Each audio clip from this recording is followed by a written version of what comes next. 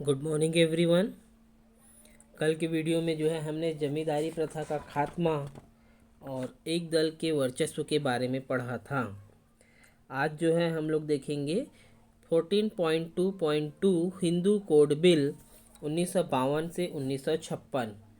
ठीक है, आज हम बहुत सारे अपने अधिकारों का उपयोग करते हैं, वो इस हिंदू कोड बिल से ही हमारे पास आया है। चलिए, पहले आम चुनाव से भी पहले संविधान सभा में हिंदू समाज में महिलाओं के अधिकारों को स्थापित करने, जातिवाद को कमज़ोर करने तथा देश भर में हिंदू परिवारों और संपत्ति संबंधी कानूनों को व्यवस्थित करने के उद्देश्य से एक व्यापक हिंदू कोड बिल तैयार किया गया था। ठीक है, पहले आम चुनाव से भी पहले जब संविधान सभा बनाया जा रहा था, उस समय हिंदू समाज की जो महिलाएं हैं उनके अधिकारों को स्थापित करने, जातिवाद को कमज़ोर करने तथा देश भर में हिंदुओं के परिवार और संपत्ति संबंधी कानून को व्यवस्थित करने के लिए जो है एक व्यापक हिंदू कोड बिल तैयार किया गया था। डॉक्टर भीमराव अंबेडकर ने इसको तैयार करके संविधान सभा में पेश करने में अहम भूमिका निभाई थी। ठीक है, कानून निर्माता भी हम कहते हैं डॉक्टर भीमराव अंबेडकर जी को, और उन्होंने ही हिंदू कोड बिल को जो है संविधान सभा में पेश करने की जो है महत्वपूर्ण भूमिका निभाई थी। प्रधानमंत्री पंडित जवाहरलाल नेहरू ने भी इसके पंडित जवाहरलाल नेहरू भी इनके समर्थन में थे, मगर रूढ़िवादी हिंदुओं ने इसका कड़ा विरोध किया। ठीक है, भीमराव अंबेडकर ने जो है हिंदू कोड बिल तैयार करके संविधान सभा में प्रस्तुत किया, और श्री पंडित जवाहरलाल नेहरू जी भी जो है इस हिंदू कोड बिल के समर्थन में थे। पर जो रूढ़िवादी हिंदुओं थे, जो पुरानी विचारधाराओं से भरे हुए थे, उन लोगों ने इसका कड़ा विरोध किया। अतः पहले आम चुनाव के बाद इसे उठाने का निर्णय हुआ। ठीक है, इससे दुखी होकर डॉक्टर भीमराव अंबेडकर ने मंत्रिमंडल से त्यागपत्र दे दिया। एक क्वेश्चन भी आएगा आपकी बुक में अभी कि भीमराव अंबेडकर ने जो है मंत्रिमंडल से त्यागपत्र क्यों दे दिया। तो इसे 1952 के आम चुनाव के बाद जो है क्या किया, लेकर आएंगे करके जो है निर्णय लिया, जिससे दुखी होकर जो है इन्होंने क्या किया, मंत्रिमंडल से त्यागपत्र दे दिया। राजनीतिक रूप से गहरे मतभेद उत्पन्न करने वाले इस बिल के बारे में और समझें। अब चूंकि ऐसा क्यों किया गया कि 1952 के चुनाव के बाद जो है इसे लागू करेंगे, वो हम आगे पढ़ेंगे तो हमको समझ में आएगा। ठीक है, चलिए। अंग्रेजों के समय पूरे देश के लिए अपराध, चोरी, हत्या आदि संबंधित कानून समान रूप से लागू हुआ था, जिसे क्रिमिनल कोड कहते हैं। ठीक है, अंग्रेजों के समय जो है चोरी, हत्या या अन्य कार्यों के लिए जो है समान रूप से जो है कानून लागू हुआ था, जिसे क्रिमिनल कोड कहते हैं। लेकिन जहाँ तक शादी, परिवार, संपत्ति, बच्चे गोद लेने जैसे मामलों पर लोगों के धर्म के आधार पर न्याय किया जाता था। ठीक है, चोरी और हत्या के लिए तो सभी के लिए एक जैसे कानून थे, परंतु जो है क्या किया जाता था, जहाँ तक शादी, परिवार, संपत्ति, बच्चा को गोद लेना है, इन सब मामलों पर जो है धार्मिक आधार पर न्याय किया जाता था। हर धर्म में इन विषयों पर अलग अलग मान्यताएं थी। ठीक है, अक्सर एक ही धर्म में अलग अलग कानूनी व्यवस्थाएं भी थी। अब अगर हिंदू समाज में है तो अलग व्यवस्था, मुस्लिम समाज में है तो अलग व्यवस्था। तो प्रॉब्लम तो थी। जहाँ आप हत्या और चोरी के लिए सभी धर्मों या सभी संप्रदाय के लिए एक जैसा कानून बना रहे हैं, जिसे क्रिमिनल कोड कहते थे, लेकिन परिवार, संपत्ति, शादी संबंधी जो बातें थी उसमें जो है आप धर्मों के आधार पर न्याय करते थे। अब चूंकि अलग अलग धर्म थे तो सबके लिए अलग अलग व्यवस्थाएं थी। सामान्यतः सभी धर्मों में ये नियम पितृसत्तात्मक और पुरुष प्रधान थे, और महिलाओं को समान अधिकार नहीं देते थे। ठीक है, क्या हुआ कि सभी धर्मों में जो समाज था या जो धार्मिक संप्रदाय थे, उसमें जो है मुख्य रूप से वो पुरुष प्रधान थे, अर्थात पुरुषों के आधार पर जो है उनमें जो है अधिकार दिए गए थे। पुरुष को जो है ज़्यादा अधिकार, महिलाओं को कम। आज जो है हम पिता की संपत्ति पर पुत्री का भी पुत्र के समान अधिकार होता है ना, लेकिन पहले ये व्यवस्थाएं नहीं थी। हिंदू समाज में 19वीं सदी से ही महिलाओं के अधिकारों के लिए व जाति प्रथा के विरुद्ध सुधार आंदोलन चल रहे थे। ठीक है, 19वीं सदी में ही जो है महिलाओं के अधिकारों को जो है दिखाने के लिए जो है क्या चल रहे थे। देखिए यहाँ पर जो है संपत्ति का आधा हिस्सा दो, एक कार्टून दिया हुआ है जिसमें उस समय की पुरुषों की मनोदशा को बताया गया है कि यदि महिलाओं को जो है यदि अधिकार अधिक हो जाते तो वो कैसे करते। मुझसे बगैर दहेज के शादी करो, मैं तुम्हें तलाक दे दूंगी, ये बोल रही है। ये बोल रही है मुझे तत्काल संपत्ति का आधा हिस्सा दो। ठीक है, स्वतंत्र आंदोलन में भी काफ़ी संख्या में महिलाओं व तथाकथित निम्न मानी गई जातियों की भागीदारी थी। ठीक है, जो जाति प्रथा के विरुद्ध जो है सुधार आंदोलन चल रहे थे, उसमें उस समय स्वतंत्रता आंदोलन में भी काफ़ी महिलाएं थी, तथा साथ ही साथ ऐसी महिलाएं और जातियों के लोग भी शामिल थे जिन्हें निम्न जातियों के माना गया था, और वे अपेक्षा कर रहे थे कि स्वतंत्रता मिलते ही उनकी स्थिति में सुधार लाने के लिए कानून बनाए जाएंगे। अर्थात जो निम्न जाति और महिलाएं थी जिनको हेय की दृष्टि से देखा जाता था और महिलाओं के जो अधिकार कम थे, तो ऐसा उन लोग स्वतंत्रता के आंदोलन में तो लड़ रहे थे।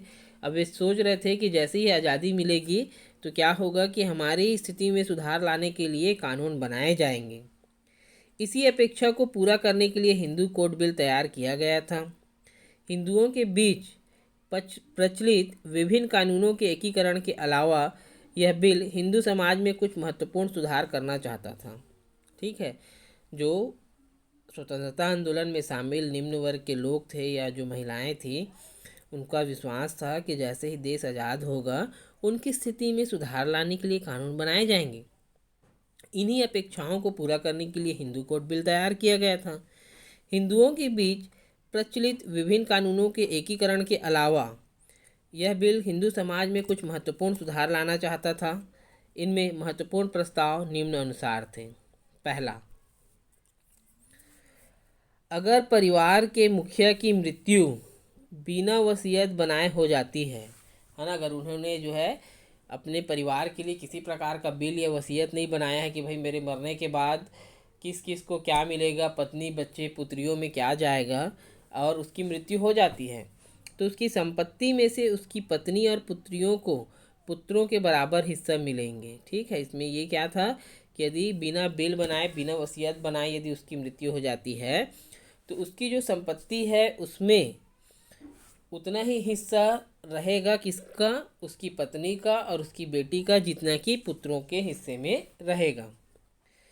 पहले केवल पुत्रों को संपत्ति मिलती थी या ऐसा माना जाता था कि पिता की संपत्ति पर केवल पुत्र का ही अधिकार है। दूसरा, पति या पत्नी के जीवित रहते दूसरा विवाह करना अवैध ठहराया गया। ठीक है, कि यदि कोई पति जिंदा है तो पत्नी जो है उस विवाह नहीं कर सकती, यदि कोई पत्नी जीवित है तो पति जो है दूसरा विवाह नहीं कर सकता।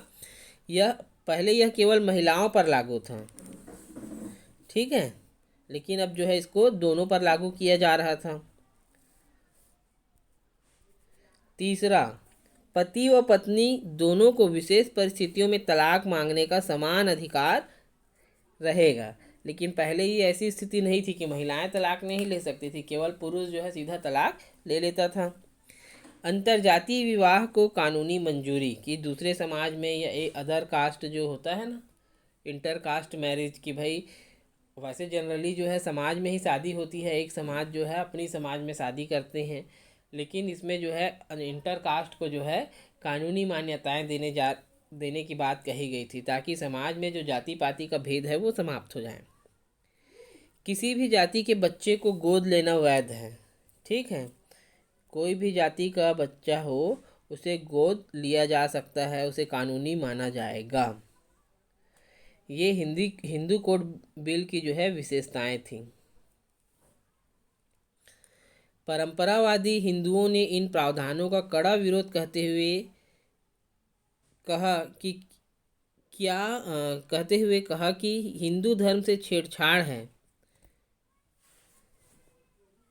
ठीक है, जो परंपरावादी हिंदू थे उन्होंने प्रावधानों का कड़ा विरोध यह कहते हुए किया क्या हिंदू धर्म के साथ छेड़छाड़ है और यह हिंदू सामाजिक व्यवस्था को छिन्न भिन्न कर देगा।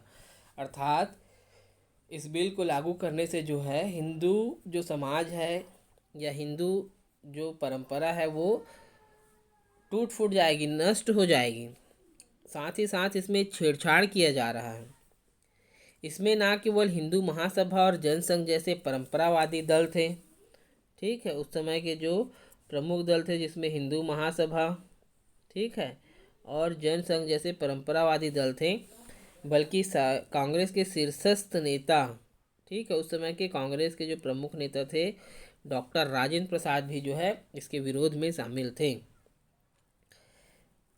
इसके विरुद्ध सुधारवादी हिंदुओं व महिला सांसदों का कहना था कि जातिवाद का खात्मा और महिला व पुरुषों में समानता लाए बिना समाज में न्याय और समानता के सिद्धांत स्थापित नहीं हो सकते, ठीक है। लेकिन जो समाज में सुधारवादी हिंदू थे जो चाहते थे कि उसमें सुधार आए, तथा साथ ही साथ जो महिला सांसद थी उनका कहना था कि जातिवाद का खात्मा और महिला पुरुष में समानता लाए बिना समाज में न्याय और समानता सिद्धांत स्थापित नहीं की जा सकती, जो कि हमारे संविधान में समानता का सिद्धांत है। लेकिन जब तक कि जो है जाति पाति के भेद को समाप्त नहीं किया जाएगा तब तक समाज में जो है समानता का सिद्धांत स्थापित नहीं हो सकता। यह विवाद 1952 के आम चुनाव का एक प्रमुख मुद्दा बना और कांग्रेस के भारी जीत के चलते हुए इस कानून का विरोध कमज़ोर हुआ, ठीक है। 1952 के जब आम चुनाव हुआ उसमें क्या था कि यह एक प्रमुख मुद्दा था और इसका विरोध भी हो रहा था, परंतु कांग्रेस के द्वारा भारी बहुमत से जीतने के कारण जो है ये विरोध कुछ कमज़ोर हुआ। कानून में भी कई बदलाव किए गए जिस कारण उनका विरोध कम हुआ, ठीक है। साथ ही साथ जो है कानून है उसमें भी जो है परिवर्तन किए गए, संशोधन किए गए, जिससे भी ये जो हिंदू कोड बिल था उसका विरोध कम हुआ। इसे एक कानून की जगह 4 अलग अलग कानूनों के रूप में पारित किया गया, ठीक है। जो हिंदू कोड बिल केवल एक कानून था उसे अलग अलग कानूनों में बांट करके 4 भागों में जो है उसे लागू किया गया। देश में सामाजिक बदलाव लाने व महिलाओं को समान अधिकार दिलाने की दिशा में यह एक निर्णायक कदम था। इस कानून के बहस के दौरान यह सवाल बार बार उठा कि इस तरह का कानून केवल हिंदुओं के लिए क्यों और सभी धर्मों के लिए क्यों नहीं है। जो परंपरावादी थे या पुराने विचारों के जो हिंदू समाज के लोग थे उन्होंने कहा कि ये जो चीज़ है, यह जो कानून है केवल हिंदुओं के लिए ही क्यों है, बाकी धर्मों के लोगों के लिए क्यों नहीं है। डॉक्टर अंबेडकर और पंडित जवाहरलाल नेहरू का कहना था कि अन्य धर्मों में सामाजिक सुधार आंदोलन के समर्थक उतने प्रबल नहीं थे, ठीक है। उन्होंने बताया कि दूसरे धर्मों में जो आंदोलन करने वाले लोग थे वे सामाजिक सुधार करने वाले जो है ज़्यादा प्रबल या ज़्यादा एक्टिव नहीं थे।